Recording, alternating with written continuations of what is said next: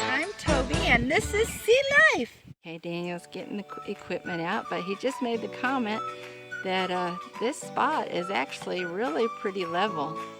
So that's really nice, and that is another good thing to do is try to pick out a spot that's really pretty, looks pretty flat and level before you get started, and if you possibly can. And here again, I am so thankful for it to be Georgia, where you can find a nice level spot, and it's just soft sand. You know, it's our this part of Georgia. It's soft sand and pretty level spots, and it's like a beach, really. and and I remember days in our marriage when I used to say, "Oh, Daniel, I wish that we just lived on a beach." Well, here it is. So now I realize. I tell her, she complains about sand being in the house. Toby complains about sand being in the house, and I say, "Well, you're the one that wanted to live on a beach." Yeah. So it is kind of ironic that we did wind up here on a beach, pretty much so. So We're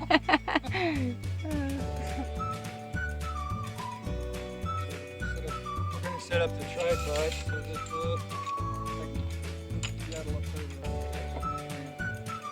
the difference between a Transit and a theodolite is the scope actually tilts up and down.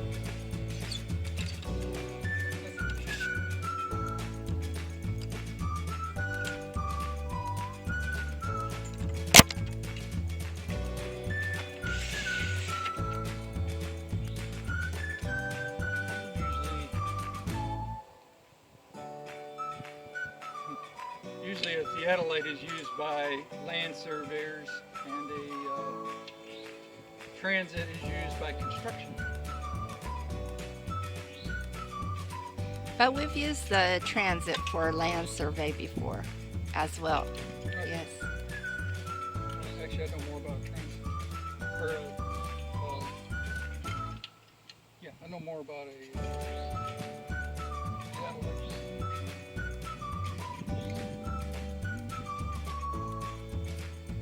So I'm trying to get the tripod as low as I can, as close to where I want it as I can. I took the scope off.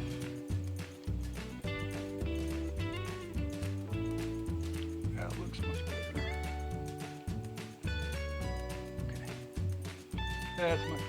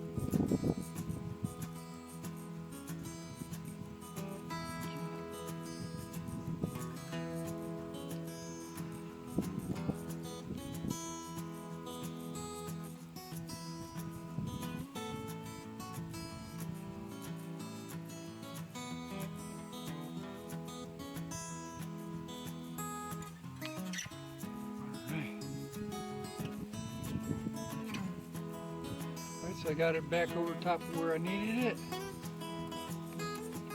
Now,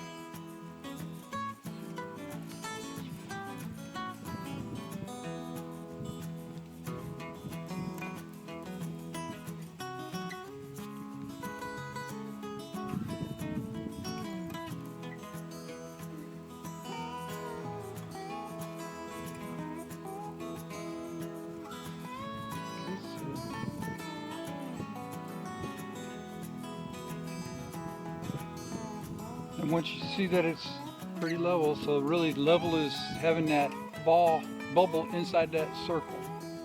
So now I'm going to turn this and see if it's still level. Nope.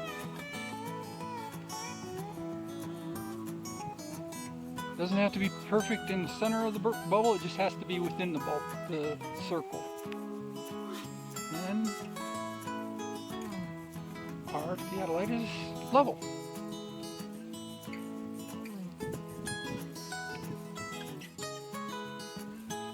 Okay, the reticle inside of the Transit looks pretty much like that right there. And that's how you should be sighting it on these rod. Because really you're checking elevation on the rod. And that's what you're looking for. All right, we just went from that stake over there. Sorry I didn't take you along, but here we go. We're going to take you along on this one. This time, I made marks there, and hopefully that's about right. We're about to find out. I just got to go adjust my ring. See this ring right down here? This ring actually, I'm going to zero it out. I just do it as 0.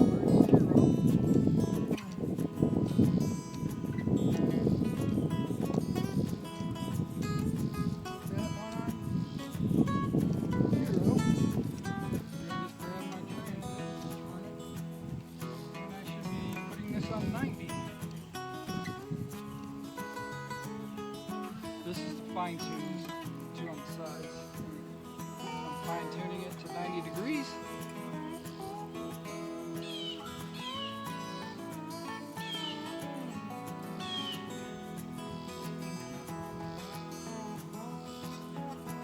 White with the glasses. There, fixed.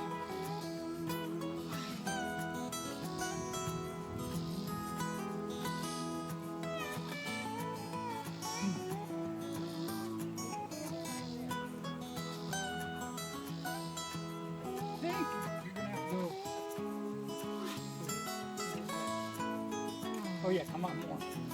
More, don't worry. Keep coming, you got a ways to go. A little more. Okay, oh, now level it. Yep, bring it more. About another 3 inches on the ground. 3 inches. Oh, too far. Right there. Level it out, see where we're at.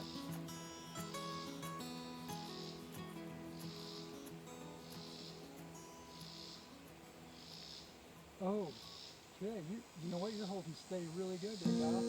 All right, it needs to go about a ½ inch back that way. Oh. Level it back out.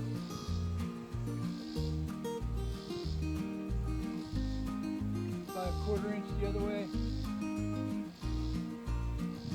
Just tap it with your toe. Then level it. There, try that. Level it out. Tap it with your toe again.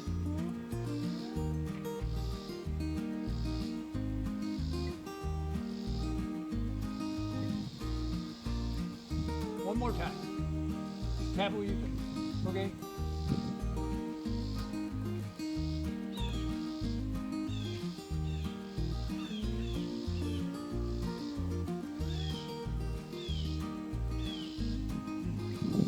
You got level? Okay.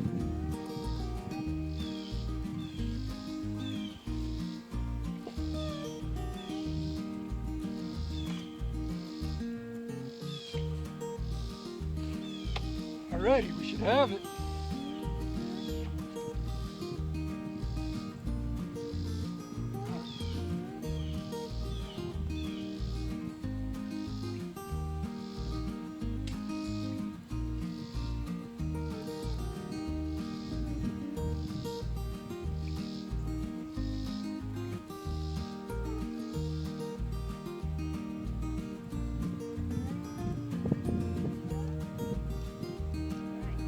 post is level on all four sides, it should be straight up. So that's what Daniel's doing there. He's just getting these posts level on all four sides now, and making sure that we've got square going on. And he's checking them over at least twice, so to make sure of this. Hey, we've got it pretty perfectly squared up here. Alright, so this square is actually so I can set the guides, because what's going to happen is I'm going to set a stake here and another stake over here, and then we're going to take and put a board across here, and I'm going to tie a string on it, and it'll actually give me my 10 foot. That's what we're going to do, is we're going to set our 10 foot, and then that'll give our square in the middle, and then we'll be good. So looking for square for where our posts go, and it won't be perfect square, because like I said, those poles are they're different sizes. Oh, yeah. One post will be probably, what, 16 inches around, and another one will be 12. Yeah. But that's all right. We're gonna make this work perfect. Looks set up kind of like this at every corner. And Daniel was just explaining to me why I did this, right? So the thing is what I'm doing is this is not where the posts go. The posts are gonna go 2 foot in from here, from both sides. So my hole will be more like right here. But I'm setting this up so I can tell exactly where the posts go. Because I do this, start my hole, I have to move it, and drop it and all that stuff to get my holes dug. Once I got my holes dug, I go put up my posts. I'm gonna have to do it again. But just so I got the center. And part of it is I can still have this outside part, and I can go, well, that post is supposed to be 2 foot on center from this, so I go 2 foot in, and there's where my post should be. It's right dead center at 2 foot and 2 foot, and then I can have my poles right where they're supposed to go. Because really the center of the pole is going to be 10 feet from here to the next post, but from here to the end will be center of the post will be 20 feet. And of course I got an overhang for the roof. Well, that explains that. Thank you. So we're just continuing to stabilize these little corners. I guess he's going to put a stick in between them to just hold the corner. I'm going to hold my string. And hold a string, yeah. So here it goes. Okay. Okay. We've been out here a good, I'd say 2.5 hours, and measuring, and Daniel set up these little lines to help him, guide him along. He's measured everything out to guide him along to put the post in, and we're getting ready to use this auger and start digging post holes now. Said, thank God for an auger. He's got all of his little post holes dug. Well, at least started, excuse me. He's got his post holes started, and that auger just made that so much easier to do.